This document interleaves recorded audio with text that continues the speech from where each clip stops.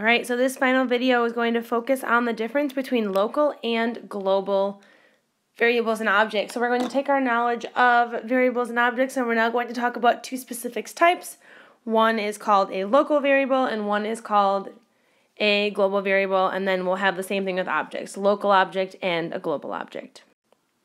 All right, so before we jump into the next slide, I want you to take a few seconds and just brainstorm. What do you think is the difference between a local variable and object and a global variable and object? Think about how those descriptive words of local and global could distinguish between two different types of variables and objects.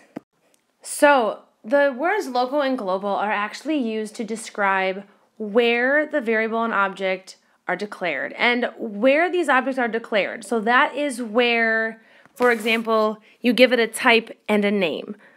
So wherever that declaration piece occurs, so wherever, for example, you had int counter, if you created a counter with a variable type int, or if you had a color object called background color. It's wherever this declaration occurs that actually decides whether or not local variable, local object, or global variable and global object are used. And then essentially, where this object is declared actually impacts where that variable can be used, so where that variable value can be accessed, and where that variable or object value can be changed. So where the declaration occurs actually impacts what parts of your code can use that variable or object. So global variables are actually what we're going to use the most often in game design, those global variables as well as global objects. And essentially, these variables and objects are defined and declared at the very, very top of your program. So they're declared before any of the other methods are written, any of the other code is written. They are declared at the very, very top. And essentially, declaring these objects at the start of your entire program, not inside of any specific method, essentially allows your entire program to use that variable. So if you have a counter variable that needs to be used and accessed by the update method and the draw method, you would need to declare it globally so that it could be accessed by all parts of the code.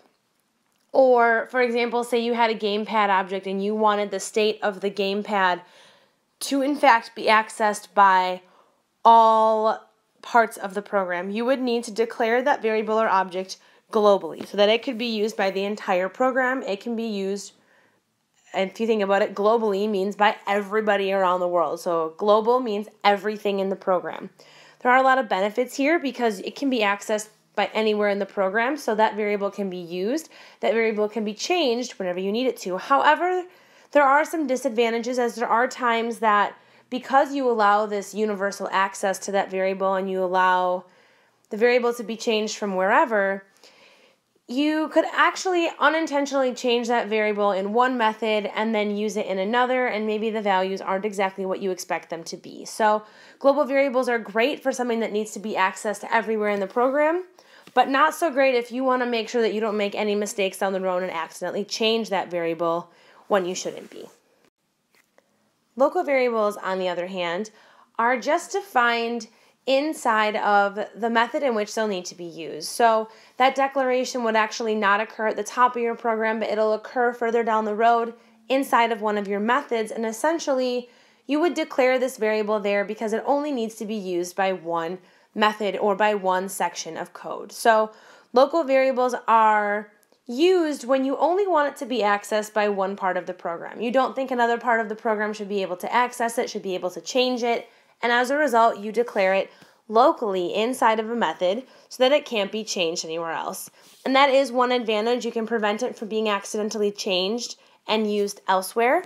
But at the same time, one of its disadvantages is that you can't access it from anywhere else in the program. So if down the road you decided that you wanted to be able to access that variable in two different methods, you would need to redo that declaration to be global so that it could be used by multiple methods. So global and local variables and objects, they have their positives and negatives, and you decide for each one, for each variable, which is the most appropriate.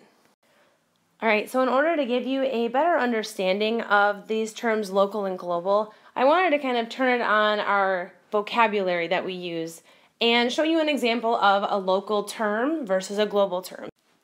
So, if you have grown up in Wisconsin all your life like I am, you have heard the term bubbler before.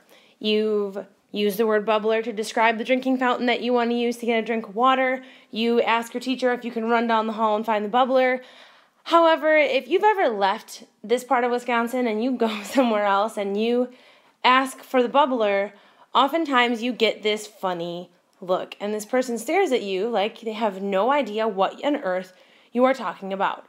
That's because the term bubbler is very local. It's a local term, it's a local vocabulary phrase used in Wisconsin and really nowhere else. So really, unless they know somebody from Wisconsin, they probably have no idea what you're talking about. And that's very similar to a local variable. So local variables are known by the method in which they're declared and used. They're declared in a very specific portion of code. They can only be used by one method, and as a result, the rest of the program doesn't even know that that variable exists and that that variable is used. And that's very similar to the word bubbler. The rest of the world doesn't really know that the word bubbler exists, but us in Wisconsin, because it's a locally used term, it's something that we know exists and that we use often. So that's kind of the equivalent of a local variable. Now, to kind of flip it, if you go anywhere in the world, you can essentially use the word hello and people know what you're saying. So if you go to another country, if you are anywhere in the United States, if you go around the world to Japan and you use the word hello, for the most part, globally around the world, the term hello is known as a greeting. People may not know anything else that you're saying, but if you smile and say the word hello, people will know that you are greeting them in a positive way. Despite the cultural differences, despite the different societies, around the world, everyone will recognize this term. And that's very much like a global variable or a global object, because global variables and objects are known throughout the entire program. All of the methods, all areas of code know that these variables exist and they know their purpose. So that's kind of your real-world explanation there. Local versus global. We have the word bubbler, which is like a local variable or object, and we have the word hello, which is like a global variable or object. All right, so I wanted to show you a small piece of code before I ask you to identify global variables and objects and local variables and objects on your own. And here you'll see just an example of a very, very basic piece of code that just changes the background of the screen in monogame. And what you'll notice is that we have both a local object as well as global variables inside of this code. So if you look up here at the very, very top of the program, the part that's surrounded in purple, this chunk right here, these variables, these 3 byte variables, are declared at the very, very start of our program. They are not inside of any of these methods, so here you can see all of our methods.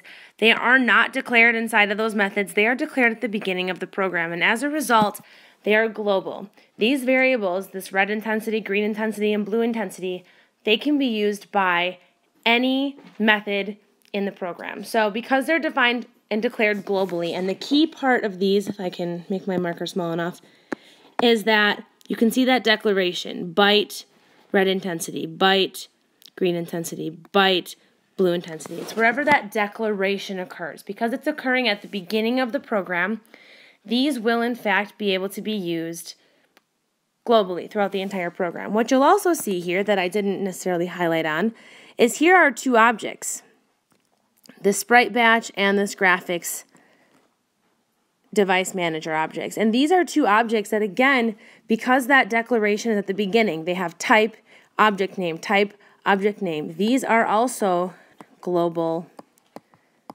objects. Then from here, what you'll notice is if you look down in black, you'll also see that we have a local object. And you can tell this is a local object because you can see it's declared inside of the draw method. It's not up here at the beginning where all of the red is. It's down here and declared. You can see type and name. With the type and name declaration occurring inside the draw method, that color called background color is only known to exist inside of draw. So the update method, the load content, the initialize methods, none of them know that background color actually is an object that exists. It is declared and therefore can only be used and changed inside of the draw method. All right, so the last slide here asks you to identify all variables as local or global, and then I'm going to tack onto here that I also want you to do or object. So I want you to look throughout this code and find all of the variable and object declarations and identify them as local or global. So if you think you've got this down, this would be a good time to pause the video and do so. If you're still struggling, then this would be a good time to follow along and kind of outline and make some notes about local versus global variables. So I'm going to start tracing my way through this program. I start at the very beginning, and what I see at the very beginning is I see a color object called primary background, and I can see that's the declaration because they have the type followed by the name. And I see color primary background, and I see it's declared right at the beginning. So I can label this as a global because it's at the beginning, and an object because it has an object type. Then if I keep going, I see that I have byte color 1, byte color 2, and byte color 3. And I can see that I have the variable type followed by the name. So these three, byte color 1, color 2, and color 3, these are three different global variables. They're declared at the very beginning.